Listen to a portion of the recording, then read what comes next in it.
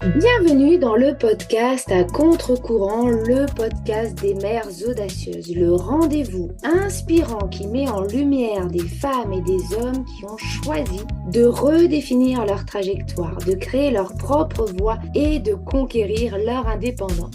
Je suis votre hôte, Nathalie Grimaud-Morvillet, et je suis honorée de vous accompagner dans ce voyage extraordinaire. Après plus de 15 ans en tant que salariée dans le domaine du marketing digital et après 4 discriminations à la maternité, j'ai décidé de prendre mon indépendance pour mieux profiter de mes enfants sans renoncer à ma carrière professionnelle. Avec la tribu digitale, j'aide désormais les parents à en faire de même. Dans ce podcast, à chaque épisode, nous vous présenterons des histoires captivantes de mères audacieuses, de pères engagés, mais surtout de parents déterminés qui ont trouvé le courage de se réinventer pour mieux concilier leur vie personnelle et professionnelle. Qu'il s'agisse de maman, de papa ou de famille, notre podcast est un espace où chacun peut trouver une source d'inspiration, de conseils et de perspectives pour embrasser un avenir empreint de flexibilité, d'épanouissement et de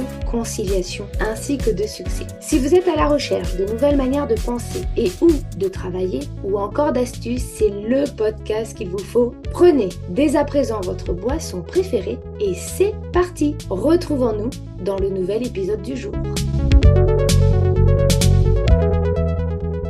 Bonjour à toutes et à tous et bienvenue dans notre nouvel épisode de podcast à contre-courant, le podcast des mères audacieuses. Dans cet épisode, j'ai le plaisir de recevoir une maman qui a décidé très tôt que sa vie de famille ne serait pas une contrainte, mais bien un moteur dans ses choix professionnels. Avant même de devenir maman, Anne-Laure savait qu'elle voulait créer un métier qui s'adapte à sa vie et non l'inverse. Avec un poste ennuyeux qui ne lui correspondait pas, tous les signaux étaient au rouge, il fallait changer de voie. Aujourd'hui, elle vit l'entrepreneuriat comme une source d'épanouissement, de liberté et d'équilibre. Elle a su composer ses semaines pour avoir ses mercredis de libre, partager des repas avec son fils et surtout lâcher prise pour s'autoriser à faire différemment. Dans cet épisode, elle nous raconte son parcours, sa vision d'une vie professionnelle choisie. Bonjour Anne-Laure, quel plaisir de t'accueillir sur ce nouvel épisode.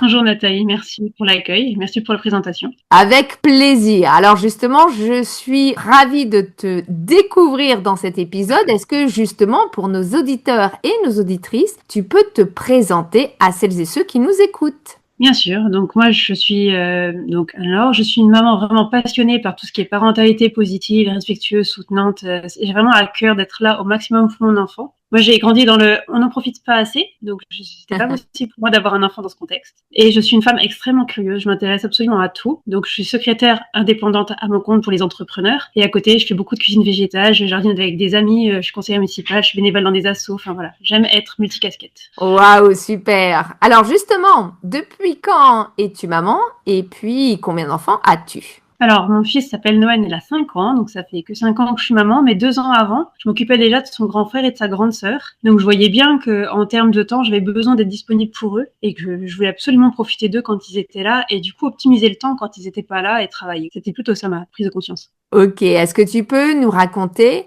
comment nous nous sommes rencontrés ?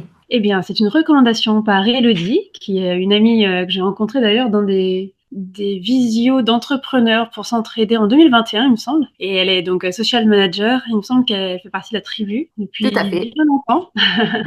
Exactement. Donc, c'est elle qui nous a recommandé mutuellement, il me semble. Oui, tout à fait. Effectivement, Élodie est très active au sein de la tribu digitale. Et donc, quand j'ai fait un appel pour dire « Est-ce que vous connaissez des personnes qui ?» Elle a répondu présente comme très souvent. Si tu étais une femme à impact connu, qui serais-tu, mais surtout pourquoi ? Eh bien, je pense à Oprah Winfrey. D'ailleurs, j'ai plusieurs citations d'elle dans ma salle de bain parce que je la trouve très inspirante sur sa philosophie de vie et surtout par rapport à tout l'impact qu'elle a pu avoir par son parcours pour aider les enfants, les femmes à accéder à l'éducation, entre autres. Elle a créé toute une association. Enfin, pour moi, elle est très, très impactante sur son impact positif pour l'enseignement, pour tout ça. C'est vrai que c'est une femme qui est très généreuse et qui a énormément d'actions pour essayer d'avoir de l'impact positif auprès de nombreuses personnes.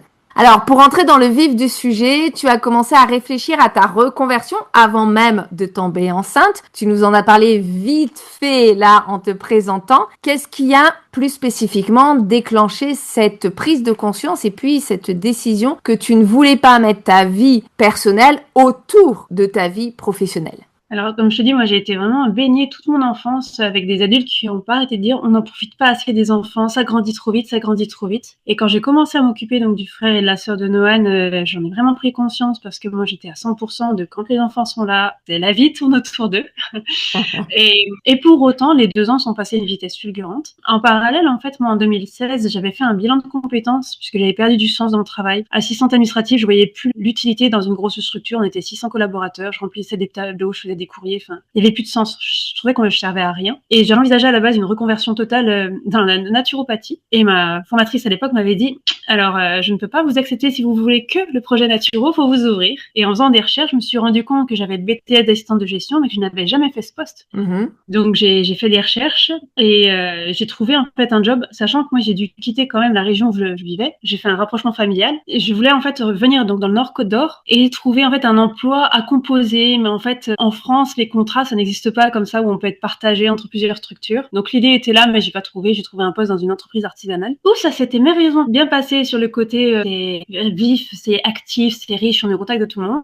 Mais ça a fini en harcèlement moral. Oups. Donc là, je me suis dit clairement, la hiérarchie, c'est un gros problème pour moi. Et le fait d'avoir des contraintes comme ça, en fait, à imposer un rythme, à être là, même des heures avant, les heures de prise de poste officielle, c'est du temps en moins avec les enfants, c'est du temps en moins, enfin, on est tout en privé. Enfin, ça m'allait plus du tout, vraiment. Je voyais bien que je voulais travailler autrement et surtout, je pensais très sincèrement que travailler en confiance, avec des gens pour qui il n'y avait pas le lien de subordination, avec qui on était là pour aider et qu'on voyait que c'était mutuel, ça pouvait redonner toute l'énergie possible pour être là en pro et en perso à la maison et être beaucoup moins stressée.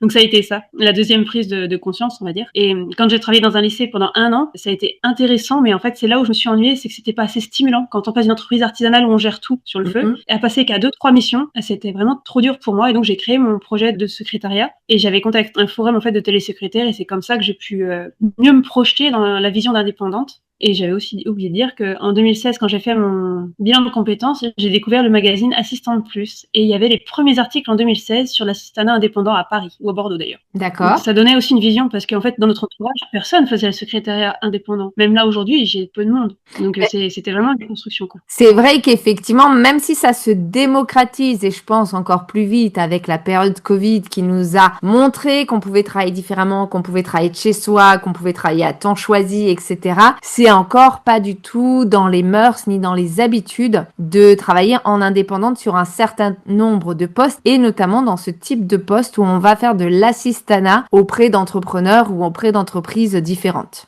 On a parlé en introduction, on en a parlé aussi lorsqu'on a préparé cet épisode, que ton objectif, toi, c'était vraiment de vouloir composer ton métier autour de ton fils et non pas l'inverse, d'avoir sa vie familiale autour de sa vie professionnelle. Concrètement, comment tu as construit ton quotidien entrepreneurial? Je suppose que cette construction n'est pas venue du jour au lendemain et qu'il y a eu des essais, il y a eu des choses qui se sont mises en place au fur et à mesure avec des réussites et puis, on va dire, des choses qui étaient plus compliquées peut-être.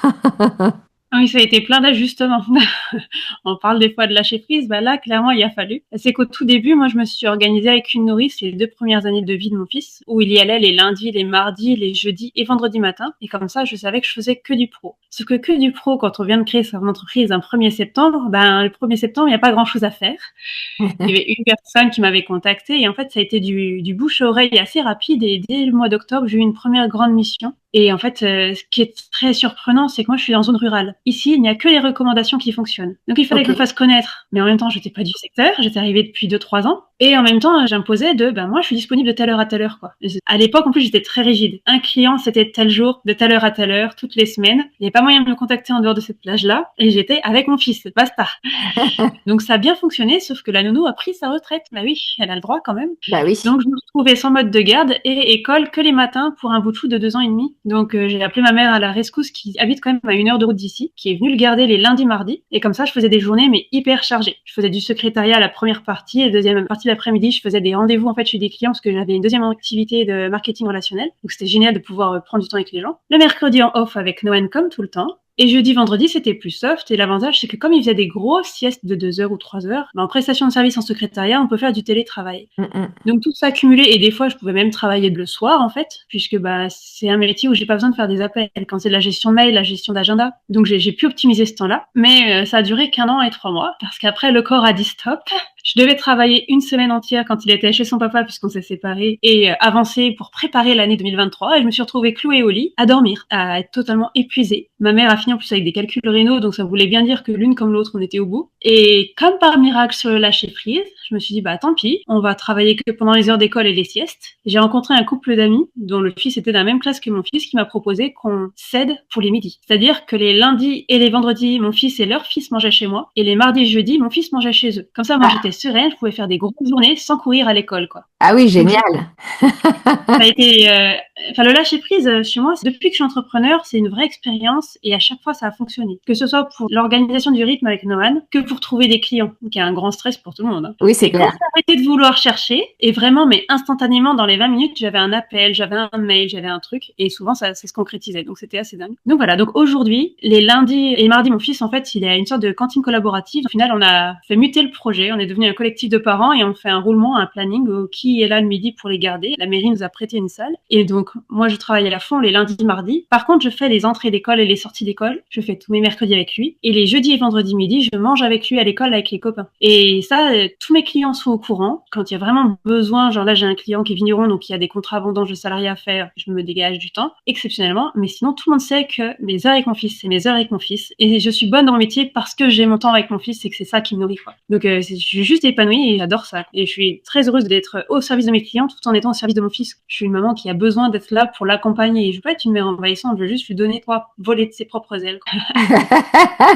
Waouh, parce que c'est vrai que c'est pas évident. Alors déjà, on est, on va dire, éduqué pour mettre notre vie familiale autour de notre vie professionnelle. Même lorsqu'on se lance dans l'entrepreneuriat, c'est pas évident de se dire, oui, je peux travailler par exemple le soir à 21h, 22h, 23h pendant que mes enfants dorment. Et oui, j'ai le droit d'aller les chercher à 16h30 à l'école. Ça veut pas dire que je suis mauvaise dans ce que je fais ou ça veut pas dire que je ne suis pas capable d'avoir des clients, etc. C'est juste que je m'organise différemment. Donc ça demande quand même de savoir déconstruire tout ce qui nous a été appris pour pouvoir reconstruire quelque chose qui nous convienne. Et là, waouh, parce que du coup, tu as pu le mettre en place, même si effectivement, tu as testé des choses. Au début, tu étais rigide, après, tu as eu plus de flexibilité, etc.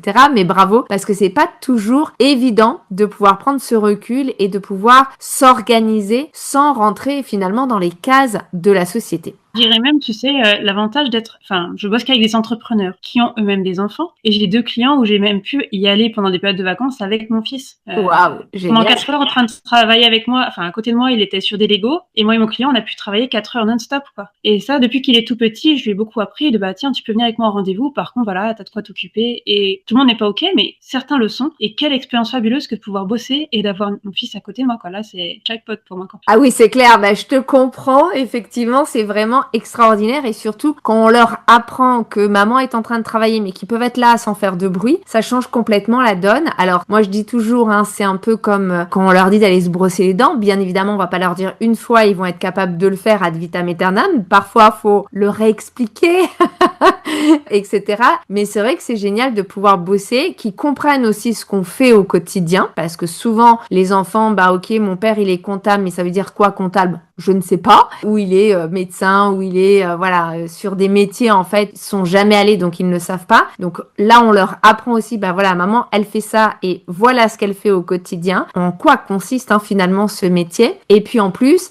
ça leur apprend que il y a aussi des temps où ils peuvent nous déranger, des temps qu'ils doivent respecter et puis des temps en fait où on n'est pas forcément disponible pour eux, même si on est à côté d'eux. Et donc ça leur apprend aussi finalement un certain respect pour ne pas venir sans cesse nous déranger un peu pour tout et pour n'importe quoi et une certaine autonomie parce qu'ils vont savoir que par exemple si on est en visio, il va falloir qu'ils se débrouillent pour trouver leur stylo vert qu'ils ne savent pas où ils ont rangé et ils vont pas venir en disant maman où est-ce que est rangé mon stylo vert, est-ce que tu sais, ils vont se débrouiller en fait par eux-mêmes donc ça leur donne aussi une certaine autonomie. Tout au long, en fait, de cette mise en place, comme je disais, c'est pas forcément évident. En plus, on n'est pas du tout éduqué dans cet état d'esprit. Donc, il y a pas mal de choses à déconstruire et à reconstruire. Est-ce que toi, justement, dans la mise en place de ton propre planning, de ton propre agenda, est-ce que tu as rencontré des résistances, par exemple, personnelles, sociales, financières, peut-être de certains de tes clients, etc., en choisissant ce mode de vie? Et il faut que je détricote pour me rappeler le début, parce qu'aujourd'hui, ça paraît tellement fluide, mais je me souviens qu'au début, c'était plus complexe. Je m'étais noté, en l'occurrence, par exemple, le choix du taux horaire. À l'époque, donc, comme je disais, moi, j'avais eu un guide que j'avais acheté de télésecrétaire, donc vraiment du métier pour définir combien on voulait percevoir. Et en parallèle, la Chambre des métiers m'accompagnait à m'y matriculer et me disait, ah ben, il faut facturer 26 € de l'heure parce que c'est les prix du marché sur l'autre Côte d'Or. Et moi, je dis, bah non, j'ai calculé, moi, c'est 35 € de l'heure parce que je dois vivre. Là, j'avais une maison, on avait quand même 3 enfants un week-end sur 2 et un petit qui venait d'arriver. Donc non, il n'y avait pas moyen que je gagne moins ma vie que quand j'étais salariée. Donc ça déjà, ça a été aussi une prise de position. Et d'oser dire, bah non, moi je m'affirme, et même si vous, c'est votre métier d'accompagner les entrepreneurs, moi j'ai vu, j'ai appris, c'est hors de question. Donc j'ai dû, pour une fois, me faire force et me dire, bah non, je sais où je vais et j'y vais. Après, il y avait la peur de manquer de chiffre d'affaires. Quand on commence, le prévisionnel Chambre des métiers, c'était, bah oui, 1200 € de chiffre d'affaires par mois. Oui, bah je crois que le premier mois, si j'ai fait 100 €, c'est le bout du monde. Et en fait, ça a été crescendo. Donc heureusement qu'il y avait Pôle emploi qui complétait au début. J'avais pris la RN où à l'époque, on pouvait avoir, au lieu d'avoir un capital, bah, c'était versé tous les mois en complément. Et c'était génial parce que vraiment, ça correspondait à ma situation. Et j'ai pu monter crescendo et ça a été assez rapide au final parce que en juillet 2022, je m'en souviendrai toujours, j'étais en séminaire à Center Parks et on apprenait à définir des objectifs dans mon métier là, de marketing relationnel. Et là, en fait, ça m'a sauté aux yeux. J'ai commencé à définir combien je voulais toucher par mois, divisé par le nombre d'heures que je voulais y mettre par semaine et combien d'heures il me manquait en fait. Et pile, vraiment, dans cette période-là, quand je me vois faire la visio avec une nana que j'avais rencontrée, donc c'est une femme entrepreneuse qui a créé son agence d'assistante virtuelle, qui m'avait été mise en relation par une amie que j'ai rencontrée sur le même visio qu'Elodie d'ailleurs, et qui m'a recommandé un client à Clermont-Ferrand pour qui je devais gérer des mails. Alors le truc à la base que j'avais horreur, mais là c'était hyper intéressant parce que c'était un groupe d'ingénieurs, donc c'est un responsable de service et donc je pouvais travailler pendant la nuit, aucun souci. Le but c'était que je trie ces mails et que je les classe et que je fasse les actions, que je prenne des rendez-vous si besoin, et c'était vraiment mais un pur délice parce que j'ai pu travailler de nuit pendant les siestes, etc. Donc ça du coup ça répondait à mon objectif de bah ça y est, j'ai exactement les heures que je veux, la rémunération que je veux. Après le souci que j'ai eu aussi au début c'était la gestion du temps. C'est difficile pour moi d'organiser mon temps pro en télétravail à la maison et de pas culpabiliser de la moindre tâche qui était devant mes yeux et que j'avais pas fait parce que j'avais peur du regard des autres alors que personne venait chez moi. C'est vraiment les clichés et les barrières qu'on se met mentales. Donc il a fallu que je me fasse force avec moi-même pour m'imposer d'arrêter. Et ce qui était bien, c'est qu'au final, les premières années, j'ai eu peut-être 2 missions en télétravail, donc celle de Clermont puis un local. Et en fait, les autres, j'étais en présentiel. Donc c'était génial. J'étais pas chez moi, mais au moins, j'étais concentrée. Et c'est ce que je me suis rendu compte, c'est que j'ai besoin de plage horaire concentrée pour travailler. Il faut pas qu'il y ait de distraction autour ou de ce genre de choses. Et dans la gestion du temps, il y a 2 choses qui m'ont aidée, c'est des livres. Il y avait un Rien peut tout changer de James Clear, c'est une pépite, vraiment, je vous le recommande. C'est toutes ces petites choses qu'on peut changer tous les jours, mais qui ont un impact phénoménal, atomique. Et Le léger avantage de Jeff Olson, pareil, qui parle d'optimisation et qui parle beaucoup d'entrepreneuriat d'ailleurs, qui donne plein d'astuces d'entreprises qui ont changé des petits réglages et qui ont fait une grande envolée. La gestion du temps, ça en fait partie. Et pour me délester du temps, j'ai embauché ma voisine en CESU en aide ménagère. Et elle vient 2 heures par semaine et je peux vous assurer que c'est le plus beau cadeau qu'on puisse se faire quand on est à son compte. Parce qu'au bout d'un moment, ce qu'elle fait elle en 2 heures, moi je le fais pas. Donc vraiment, c'est en fait tous ces petites astuces, on va dire, qui ont permis qu'aujourd'hui c'est hyper fluide. C'est vrai que je suis totalement d'accord avec toi. Moi, c'est souvent ce que je dis. Je dis, je préfère embaucher quelqu'un qui va venir faire des tâches chez moi que j'aime pas faire. Par exemple, le ménage, le repassage. Alors que j'aime pas non plus vivre dans une maison pas propre. Et facturer du temps de prestations dans des prestations que j'aime faire, sur lesquelles je m'éclate avec mes clients, etc. Je trouve que c'est un meilleur compromis plutôt que de se dire, soit de s'épuiser à la tâche, soit de se dire, ah non, mais il faut que je gère tout parce que sinon, quel va être le regard des autres, etc. Et du coup, j'ai moins de temps pour faire des choses qui me passionnent. Et en plus, je vais m'énerver sur des choses qui m'apportent que du négatif, en fait, de l'énervement, du stress, etc. Alors que je pourrais déléguer et puis faire des choses qui, justement, me passionnent. On n'a aucune valeur ajoutée sur ces tâches-là. Parallèle, comme on parlait des blocages ou des tensions, pour l'histoire du taux horaire, j'ai une petite anecdote. C'est qu'au début, donc j'étais à 35 € de l'heure, donc après négociation forte contre la Chambre des métiers. Et ce qui est très drôle, là, en 2022, quand j'ai commencé ma mission de télétravail avec Clermont-Ferrand, la cliente, donc au final c'était l'agence d'assistante virtuelle, avait que des retours de notre client final et qui m'a dit dès septembre d'augmenter mon taux horaire à 40 € de l'heure. Enfin, chose qui n'arrive jamais d'habitude. Enfin là, c'est mon propre client qui nous aide d'augmenter et tous les autres clients ont approuvé. Et donc c'était 2022. Et début 2024, je suis quand même passée à 45 € de l'heure et tout le monde a accepté. Et j'ai toujours les mêmes clients. Je n'ai perdu personne d'avoir augmenté mon tarif parce que tout le monde voit la valeur que j'apporte, en fait. Donc, je pense pas continuer, je compte m'arrêter à ça parce que je trouve que c'est juste milieu. Mais c'était hyper impressionnant de voir aussi en tant qu'entrepreneur, on voit la valeur des gens que des fois en salariat, ça ne se voit pas. Exactement. Et là, ils mesurent, eux, ils retrouvent du temps perso, ils retrouvent du temps pour leur métier. Et ça aussi, pour soi, en estime de soi, en confiance de soi, c'est important d'avoir ce retour et de se retrouver légitime dans sa place, en fait. Donc, c'est assez dingue, tout ce lâcher prise et toute cette évolution qu'il y a dans le monde entrepreneurial. Je trouve qu'il n'y a pas de meilleure évolution personnelle, en fait. Et ben justement, le lâcher prise, on en a déjà parlé à plusieurs reprises, ça a été vraiment clé pour toi. Qu'est-ce que ça signifie finalement au quotidien dans ta vie d'entrepreneur et puis dans ta vie de maman? Eh bien, le lâcher prise, c'est quand tu as un appel à 9h45 de la maîtresse qui te dit « Votre fils est malade, mais je suis à 35 minutes de l'école. Alors, je demande à mon client de tu me laisses me faire 2-3 appels. » Donc, j'ai appelé mes parents, machin. Donc, c'est le lâcher prise aussi de se dire on est humain. Et là où on travaille, que ce soit salariat ou entrepreneuriat, ils peuvent comprendre qu'au bout d'un moment, on ne choisit pas que le bout de choix ait une gastro ou un truc du genre ou une grosse fièvre. Et ils sont très humains. Et ça m'est même déjà arrivé de devoir partir de chez un client quand je le pouvais géographiquement et dire on reporte, on décale. Et en fait, c'est apporter de la souplesse au bout d'un moment. Parce qu'être rigide dans le côté de tout doit tomber, en fait, on est très mal en posture énergétique, on est très mal en posture physique, en posture mentale, que quand on est ouvert à se dire la vie est faite d'aléas et c'est heureusement, parce que sinon tout serait tracé, et ça se passe vachement plus agréablement et on trouve plein de solutions. Et j'allais dire aussi, quand j'ai été en mode trop justement organisé, cadré, le corps a lâché à chaque fois. Je me suis retrouvée à terre plein de fois et là j'ai bien senti qu'au bout d'un moment il fallait rééquilibrer. Quand j'avais une baisse d'activité aussi, par exemple une mission qui s'arrêtait, j'avais peur de pas retrouver un client et t'as des engrenages qui tournent et des peurs, et au bout d'un moment dire ouais stop, allez c'est bon, j'ai compris plusieurs fois, je lâche l'affaire, et ce temps c'est que je dois le prendre soit pour prendre soin de moi, soit pour me former. Et encore une fois, chez moi c'est assez dingue, dans les 20 à 30 minutes, c'est le jour J, il se passe quelque chose. Alors des fois ça se concrétise ou pas, mais en tout cas il y a des propositions. Et avec Noan, mon fils, c'est la même chose. C'est l'heure de partir à l'école ou au rendez-vous, mais là il y a une crise émotionnelle, une tempête énorme, on peut pas continuer et mettre dans une boîte et dire attends je t'ouvrirai à la sortie d'école, hein. Tu pourras ressortir à ce moment-là. Donc non, on accepte que là faut accueillir, là c'est de l'humain et là il y a d'émotions et ça pourra que aller mieux en prenant ces quelques minutes. Effectivement. Alors quelle différence vois-tu entre ta vie actuelle et puis en projetant celle que tu aurais eue si tu étais resté salarié? Ma vie actuelle est juste hyper épanouissante. Moi je suis pleine de bonheur chaque jour, de profiter de mon fils, de pouvoir aller le réveiller, de prendre du temps pour chaque petite bulle où on est content de voir des amis, de faire notre activité sociale et de se retrouver. Et ça, je pense que j'aurais jamais pu vivre avec le salariat. Et pour moi, c'est vraiment impossible d'imaginer la vie salariale parce que à chaque fois, je me remémore toutes ces contraintes horaires, ces contraintes on doit surtout pas parler de la vie de parents. Pour moi, c'est un monde qui n'existe plus et donc je ne peux même pas me projeter là-dedans. Ça n'existe plus, c'est pas possible. Et d'ailleurs, pour optimiser mon temps, moi, je suis même en train de télétravailler des fois sur la place de l'école de mon fils. Comme ça, j'optimise chaque minute.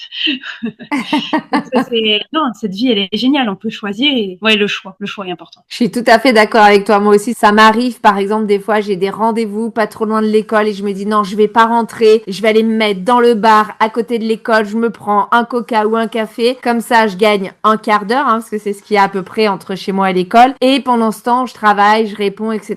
Et hop, je suis là à la sortie de l'école. Et c'est vrai que cette flexibilité, on l'a pas du tout dans le monde salariat. En tout cas, sur des postes très traditionnels, c'est pas possible. Il faut être au bureau et on va pas pouvoir aller travailler de sa voiture, d'un café ou d'une place comme toi, par exemple, à côté de l'école. Aujourd'hui, quels seraient les conseils que tu souhaiterais partager aux mamans qui hésitent à franchir le pas vers l'entrepreneuriat par peur, principalement, de ne pas y arriver? Alors, plein de ressources. Déjà, les podcasts comme La Tribu Digitale, j'ai entendu pas mal de témoignages qui sont très inspirants parce qu'en fait, c'est très varié selon le profil de chacun. Il y a le podcast La Matrescence aussi que j'aime beaucoup parce qu'il parle d'entrepreneuriat et de pédagogie avec les enfants, d'autres façons de vivre et de composer. Je pense aussi à tout ce qui est forum. Encore une fois, moi, j'ai vraiment commencé comme ça en cherchant pour mon métier en tant que freelance. Et il y a des fois des ressources et des partages d'expériences impressionnants et un vrai tuilage aussi. Donc, c'est important. Et des livres vraiment hyper impactants. J'en ai 2 en tête qui sont d'ailleurs en face de moi. Et il y a La Parabole du kayak de Paul Devendre parce qu'elle explique vraiment le pourquoi notre société fonctionne comme ça et qui prône autant le salariat et soi-disant cette sécurité. Et vraiment, il est impressionnant aussi pour parler de la pyramide de Maslow qu'on doit échanger. Au début, on disait qu'il fallait absolument travailler, et après les liens avec les autres et après soi. Non, en fait, il faut commencer par prendre soin de soi, après être en lien avec les autres et après un peu travailler sur le matériel, sur le financier, sur tout ça. Et ça change tout. C'est libérateur, quoi. Et Père riche, Père pauvre de Robert Kiyosaki qui parle lui-même de son expérience avec 2 pères. Son père biologique qui était enseignant et le père de son meilleur ami qui était entrepreneur et homme d'affaires et qui lui a appris à vite voir la différence. Et en fait, c'est juste d'avoir ces notions-là. Ça donne des clés, ça rassure aussi de se dire, waouh, mais c'est possible. Enfin voilà, il y a des ressources immenses d'entrepreneurs qui peuvent partager leur expérience et voir à quel point, quand on le ressent, faut s'écouter, quoi. C'est dans les tripes, faut y aller.